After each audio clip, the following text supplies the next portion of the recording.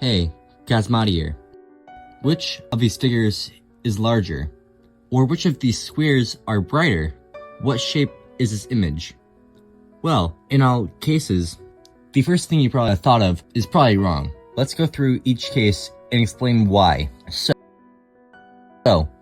which of these figures is bigger? You probably would say the one on the right, but if you overlap it on top of the one on the left, you'll see that they are the same size.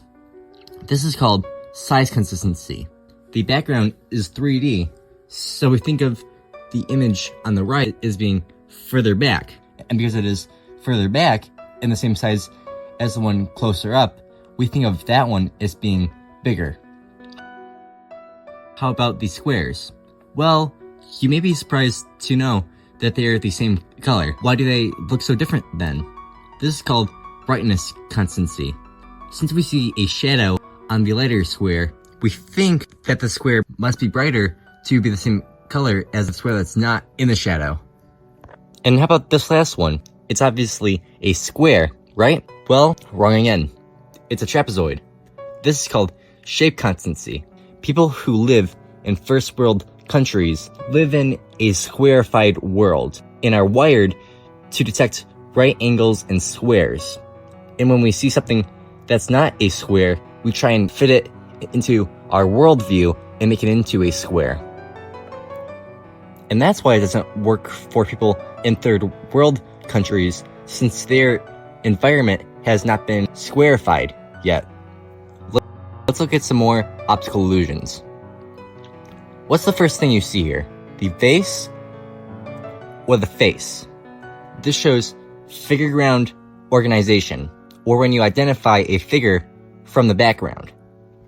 You either see the foreground, the faces, or the background, the vase. This is one of the Gestalt principles. And here's some more.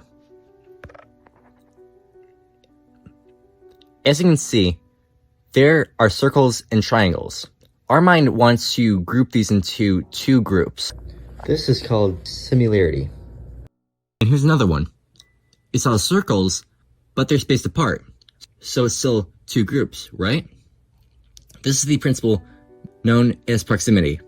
Now, if we box these off, we get a new principle, common region. Then if we release those shapes and put them into lines, we can see two paths. It's these two though, and not these two. This is known as contiguity. If then we change them and overlay them, we see 5 shapes. This is known as closure. In our everyday lives, we encounter stimuli, all the time in fact.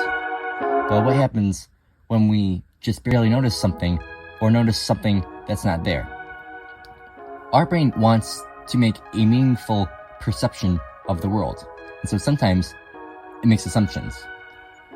So for example, when we see some fluttering in the corner of our eye, and we assume it's a bug, or when we are eating and we think we taste something sweet, our brain tells us that there's sugar in there. Or if we're listening to a band and we hear a brass instrument, our brain attributes it to a trombone. If all of these stimuli are absent, these would be considered false alarms, or when our brain notices something that's not there. I put this baby in the skin on a table, with the end of it being made out of plexiglass. I signal them to walk over the plexiglass, but they hesitate. They walk over though, with more encouragement. However, if I signal them to not walk over, they won't. Why is that?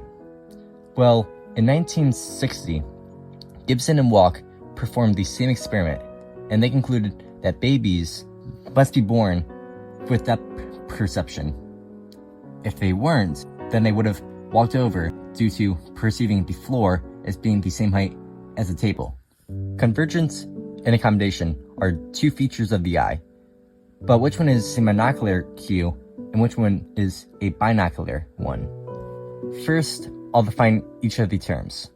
Convergence is when both of our eyes meet at a focal point, and accommodation is when our eyes adjust to see an object that's either close by or far away.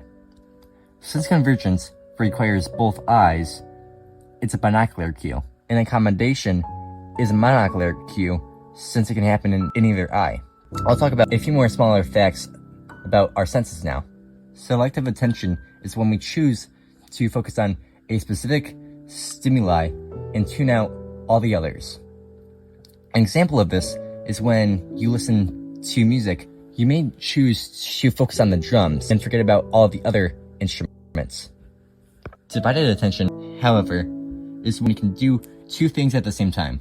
An example of this is when you cook, you may also talk to a friend on the phone or watch a TV show on your phone. Sensory adaptation is an unconscious, automatic adjustment to a stimuli in which you experience it less. Habituation, however, is a conscious, decreased response to stimuli over time. So sensory adaptation is when your eyes adapt to a bright room, and habituation is when you slowly respond less and less to your favorite food until it becomes just as good as any other food. Top-bottom processing is taking already known information and applying it to something new, while bottom-up processing is when your receptors detect something. So top-bottom processing is when you build a dog out of Legos, while an example of bottom-up processing is when your eyes detect something that's moving. Now that the rapid fire of facts is done, let's discuss inverted vision. Have you ever seen those inverted vision goggles? Well, what if that was all you wore?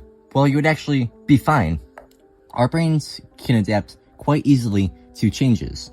So after some time, you'd be able to do everything you can do now, but in those glasses. What if we change those glasses out for a different kind of glasses? 3D movies are pretty cool, but how do the creators of these movies make that effect? Well, it's pretty simple. We humans have two eyes, and those two eyes allow us to see in 3 dimensions due to retinal disparity, which is the difference between what our right eye sees and what the left eye sees. So, how do movies bring the world of 3 dimensions onto a flat screen? The answer is that they use 2 cameras, one acting as the right eye and one as the left. Then they play both movies over top of each other, each one with a different polarization. Then the material in the glasses depolarizes the movie and shows each eye the correlating version of the movie. Stereographs are another thing that utilizes retinal disparity. Instead of a video though, it's an image. Stereographs overlay 2 almost identical images, and it causes a 3D image to form. To get these to work, you first need to look at an object in the distance, and then you slowly move your phone or monitor or whatever you are viewing this on up to your face, about 4 inches away. I think that these are pretty cool, so here are a few to try.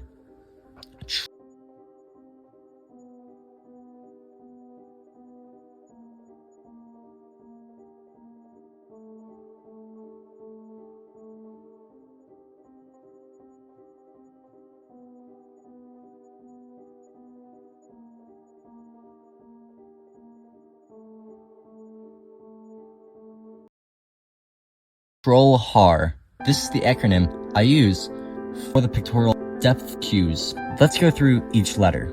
T is for texture gradients. As texture gets more and more small or fine, we perceive it as getting further away. R is for relative size.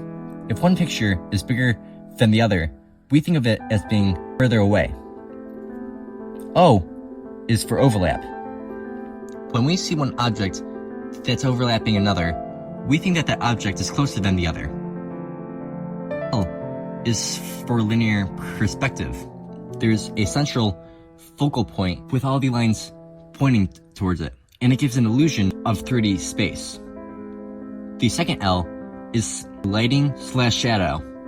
Depending on where the shadows are, we perceive these balls as being in different places. H is for height. Usually, the higher up the object, the further away it is. A is for aerial perspective. This is commonly used for vast landscapes and shows overlaying objects gradually getting lighter and lighter. This also is known as atmospheric perspective. Last but not least is R, which stands for relative motion. While riding on a bus or car, you will see the foreground moving opposite to you, and the background is moving with you.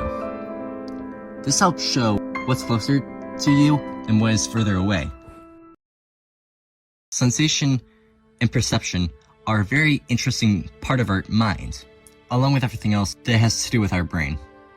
It's awesome to think of just how long it took for the simplest of organisms to evolve into something that has our modern mind. There are so many parts of our universe that are so interesting. So keep learning and stay curious.